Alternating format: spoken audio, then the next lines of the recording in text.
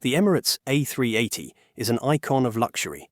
Onboard showers, a cocktail lounge at 40,000 feet, and unprecedented space in the sky. But behind that glamorous illusion of luxury lies a brewing crisis. While passengers sip champagne upstairs, Emirates engineers on the ground scramble to keep these giants airworthy. How did the world's flashiest airline get handcuffed to a vanishing fleet of super jumbos? And what happens when an airline builds its entire strategy around a plane that no one else wants to fly? Today, we're pulling back the curtain on Emirates A380 dependence, a high-stakes gamble that's unraveling. To understand Emirates A380 saga, we need to define two things: monopsony and A380 economics. Don't let the jargon scare you. These concepts are straightforward and crucial to our story. Monopsony is basically a monopoly in reverse. A monopoly is when there's only one seller of a product. A monopsony is when there's only one major buyer. In the context of the A380, Emirates has effectively become a monopsonist, the single largest customer buying and operating the plane, especially toward the end of its production. By 2021, Emirates had ordered 123 A380s out of about 250 produced, giving it outsized influence over the program.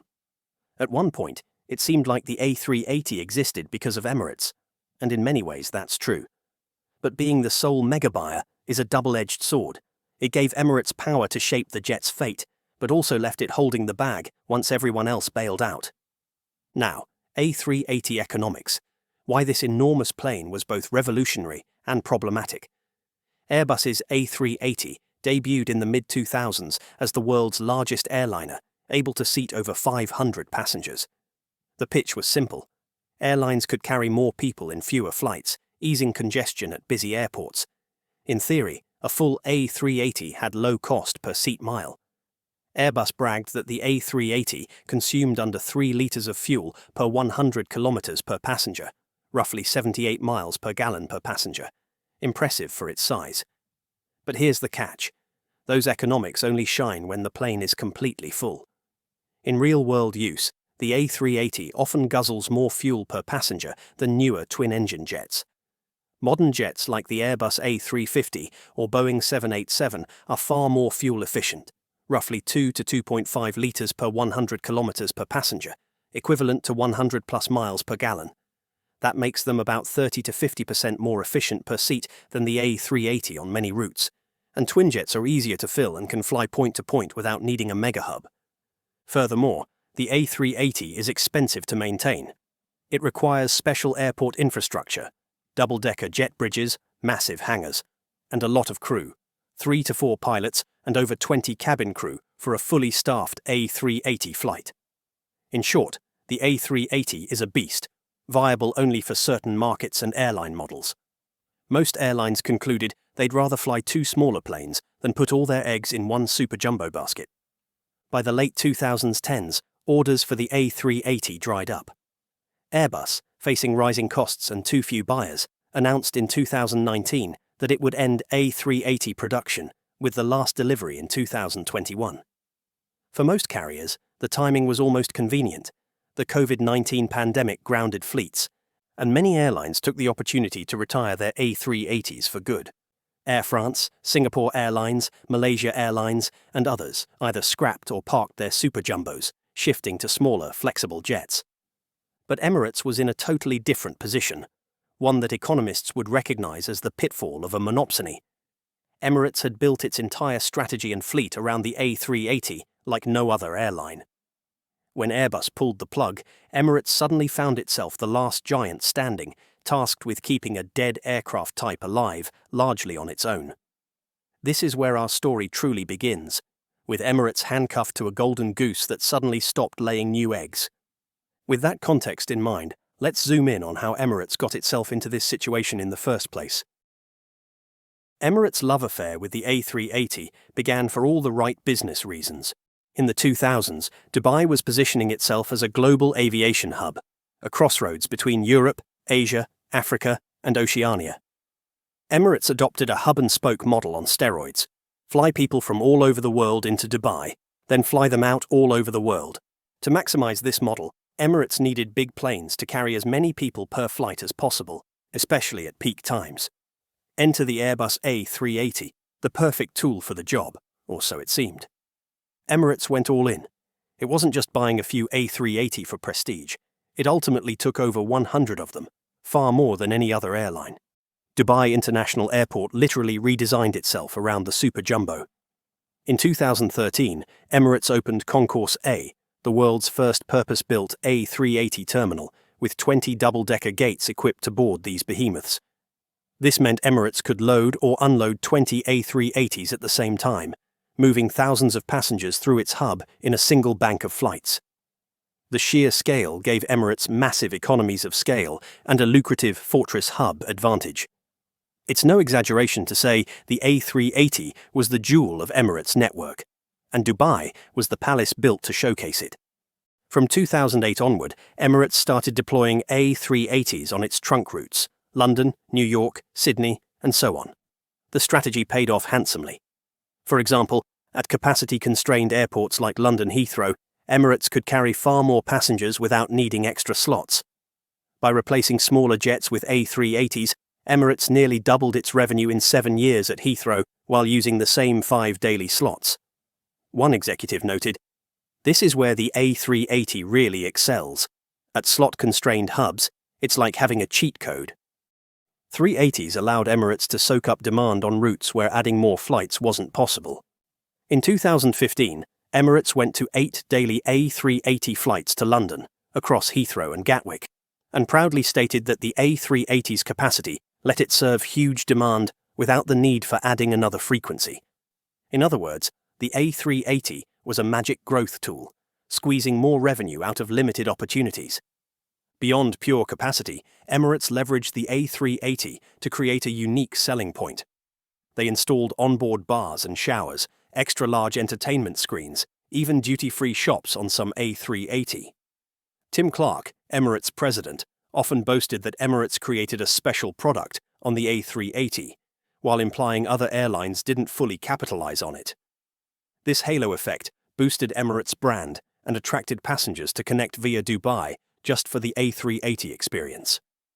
Essentially, the A380 helped Emirates differentiate in a crowded market. When you book Emirates, you expect a grand, spacious flagship plane on many routes, not a cramped single-decker. However, these golden benefits came with golden handcuffs.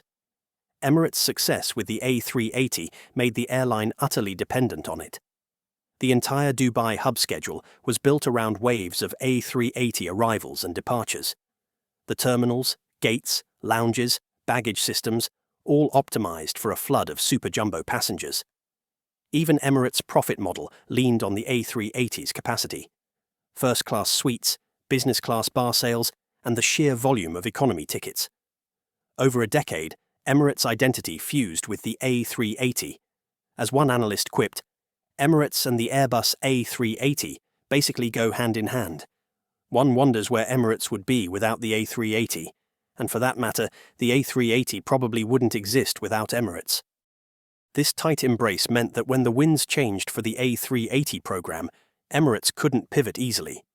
The airline had effectively tied its growth, its brand, and its infrastructure to a single aircraft type. It was an all-in bet. While that bet yielded years of industry-leading growth, remember, Emirates was consistently profitable for decades using these jets.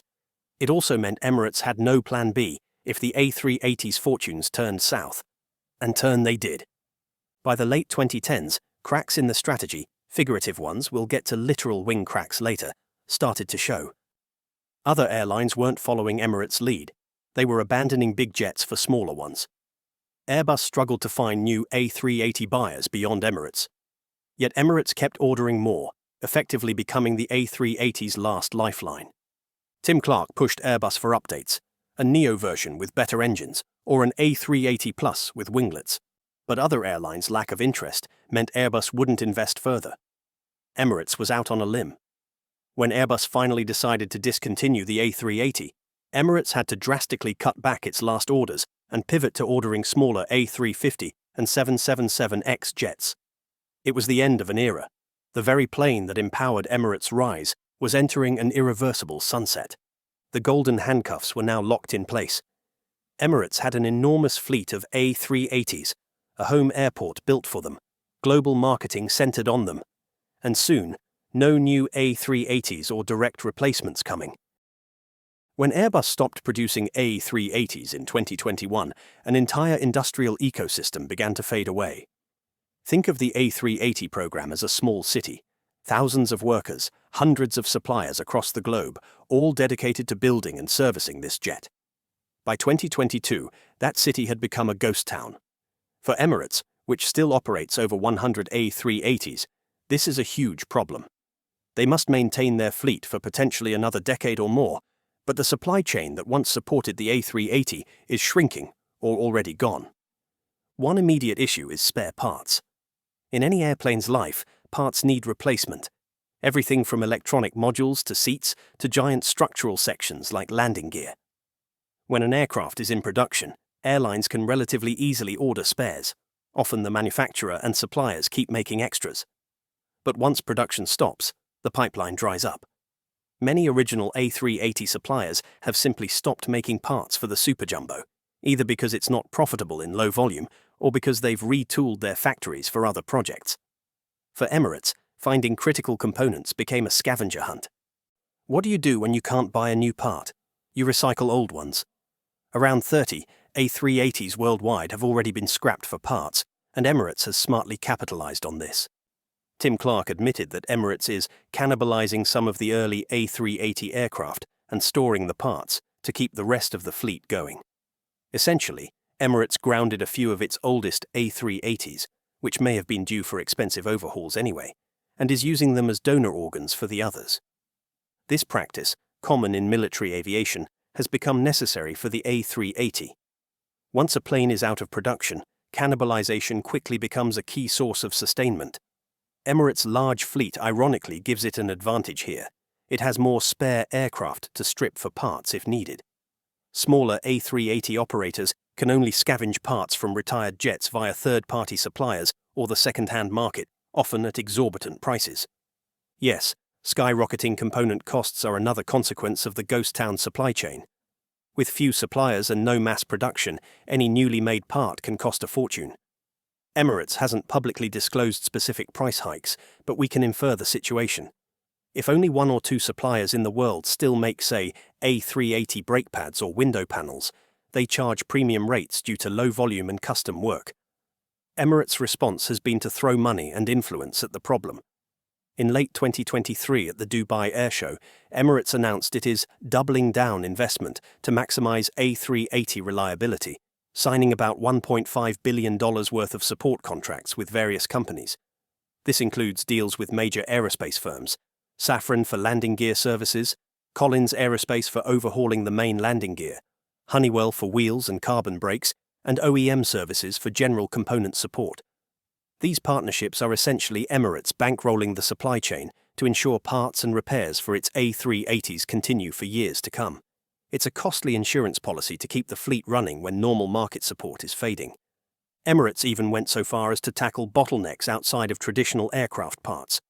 For example, global supply chain snarls, exacerbated by the pandemic recovery, delayed things like aircraft interiors and seats. Emirates was so frustrated with slow seat deliveries for its retrofit program that in 2023 it struck a deal with its seat supplier Safran to build a seat manufacturing plant in Dubai. By bringing production in-house to the UAE, Emirates hopes to secure a steady flow of new seats for its A380 and 777 cabin upgrades. This is pretty extraordinary.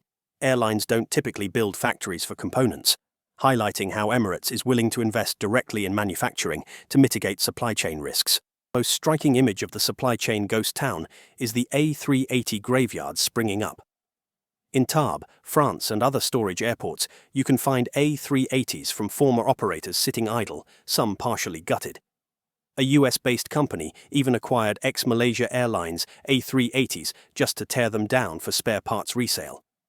Emirates, meanwhile, has started buying up its own leased A380s to avoid losing them to this fate. In 2022 to 2023, Emirates agreed to purchase at least 4 A380s that were coming off lease, for about $45 million each, a bargain compared to their $300 million new price. Rather than return those jets to lessors, who would likely scrap them, Emirates took ownership so it can either keep flying them or use them for parts. In one case, Emirates arranged to acquire an A380, registry A6EOO, in 2027 when its lease expires. Moves like this indicate Emirates is locking down every possible airframe and spare part to support its A380 operations long-term. For any other airline, this scenario would be unthinkable. Imagine being virtually the only customer left for a particular aircraft model. You can't easily share costs with other airlines. You can't count on the manufacturer to prioritize you. Airbus has newer planes to focus on, and you must create bespoke solutions to keep things running. Emirates' monopsony on the A380 means it has to play the role of de facto A380 program manager now, coordinating between suppliers, MRO shops, and regulators to extend the plane's life. Tim Clark captured it well when he said Emirates would keep the A380s going as long as possible and that he's keeping a careful eye on the supply chain every day. One silver lining: because many A380s got prematurely retired by other airlines, Emirates has been able to harvest a treasure trove of used components. Emirates' engineering team has reportedly felt flush with available A380 parts thanks to these teardowns and spares agreements. In a way, other airlines' abandonment has stocked the shelves for Emirates, at least for now. But cannibalization and stockpiling only go so far. As years pass, parts will become scarcer and older. Emirates will gradually use up the salvaged pool and then face the question of manufacturing new ones from scratch, at great cost, or retiring jets as Christmas tree donors for the rest. The economics of this are brutal. Maintaining an orphaned fleet means higher unit costs. Emirates is spending billions on retrofits and support contracts that it might not have had to if a steady pipeline of new jets or a broader base of operators existed. These are essentially life support expenses for the A380 era. Yet Emirates sees it as necessary investment because in the short to medium term, it needs the A380's capacity. The ghost town extends beyond parts to expertise. Over time, the industry will have fewer engineers and technicians experienced with A380-specific systems. Airbus has reassigned most of its A380 program staff to other projects. The huge assembly line in Toulouse, where A380s were built, is now being refitted to churn out A321neo jets, a sign of the times as the focus shifts to smaller planes. Airbus even had to reopen part of the factory in 2023 to handle unexpected wing repairs for Emirates A380s. More on that soon. Almost like opening a museum workshop for a vintage car. It's an eerie situation. The A380 was once Airbus's flagship program. Today, it's an afterthought, maintained by a skeleton crew on a special project basis. Keeping any aircraft fleet in good health is a complex, expensive endeavor. Keeping a fleet of 100-plus double-decker super jumbos healthy, when they're aging and no longer in production, is an engineering nightmare. In this act, we're talking MRO, maintenance, repair and overhaul. And for Emirates A380s, the MRO challenges are piling up. One highly publicized issue has been the A380's wing structure. The A380's wings are marvels of engineering, but they've experienced recurring crack problems over the years. Back in 2012, tiny cracks were discovered in the wing rib brackets of in-service A380s, forcing a widespread inspection and retrofit campaign. Airbus fixed that early design flaw, but as the jets got older, another issue emerged: wing spar cracks. In 2022, Emirates found cracks in the wing spars, the main structural beams of the wing, on some of its older A380s. These were not immediate safety threats, according to Airbus, but if left unchecked, could compromise the wing's long-term integrity. This triggered an enhanced inspection regime.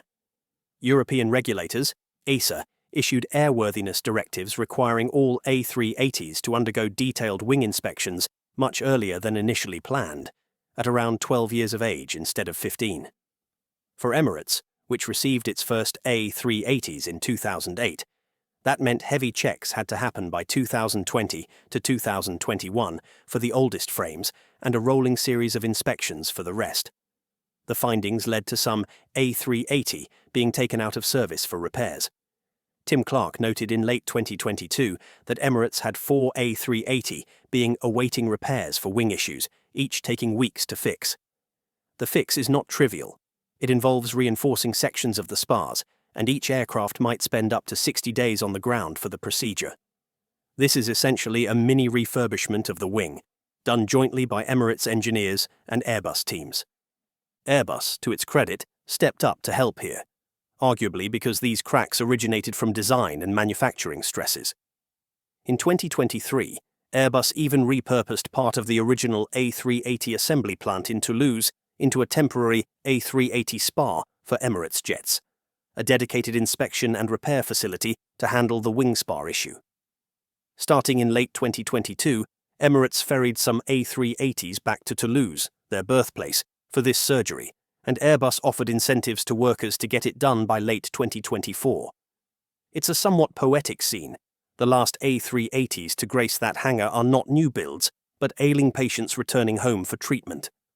Emirates also managed a lot of the work at its own Dubai engineering centre, with Airbus flying teams out to assist. Now, wing cracks aren't the only maintenance headache. These jets are simply getting older. Emirates plans to fly A380s into the late 2030s, meaning some airframes could reach 20-plus years of service. As they age, expect typical issues of wear and tear on any aircraft, but magnified by the A380's size and complexity. For instance, replacing the landing gear on an A380 is a massive job. The main landing gear assemblies are the size of a small bus. Overhauling them requires specialized facilities and can cost several $1 million per plane. Emirates has addressed this by contracting long-term with Safran & Collins for landing gear MRO, ensuring they'll have the kits and expertise to do multiple overhaul cycles. Another concern: engines.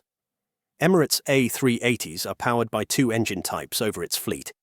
Most have the engine Reliance GP7200, a joint GE Pratt & Whitney engine, and some newer ones have Rolls-Royce Trent 900 engines. With the A380 fleet shrinking globally, engine manufacturers are less incentivized to invest in these old engine lines. Rolls-Royce, for example, has focused on newer engines and will eventually stop deep R&D on Trent 900 upgrades. Emirates seems aware and has taken steps. In 2025, Emirates signed an MOU with Rolls-Royce so that Emirates can do in-house maintenance on Trent 900 engines from 2027 onward. Essentially, Emirates is saying, if Rolls won't maintain these to our liking in the long run, we'll do it ourselves. This is another unprecedented move. An airline bringing heavy engine overhaul capability in-house for an engine type that's otherwise fading out. It speaks to Emirates' determination to be self-reliant in sustaining the A380. All of this means Emirates is increasingly on its own to troubleshoot. If a new fatigue issue arises in 2027 on some part of the airframe, will Airbus still have the capability and willingness to engineer a fix? Possibly, but it might be slow and costly, and Emirates might have to foot much of the bill. In operational terms, Emirates carries the risk of any A380-specific problem grounding a chunk of its fleet. We saw a glimpse of that when the wing cracks slowed the reactivation of some jets after COVID. Emirates had enough other planes to cover, but it was a warning shot. Despite these challenges, Emirates insists the A380 will remain core to our network for the next decade, in Clark's words. They are overhauling cabins, repainting and refurbishing jets, and fixing what needs fixing. It's a nightmare in terms of effort and expense, but Emirates is determined to ride it out. The airline is essentially running an entire end-of-life sustainment program concurrently with normal operations. This is something more common in militaries extending the life of old fighter jets or transport planes. It's rarely seen in commercial service at this scale.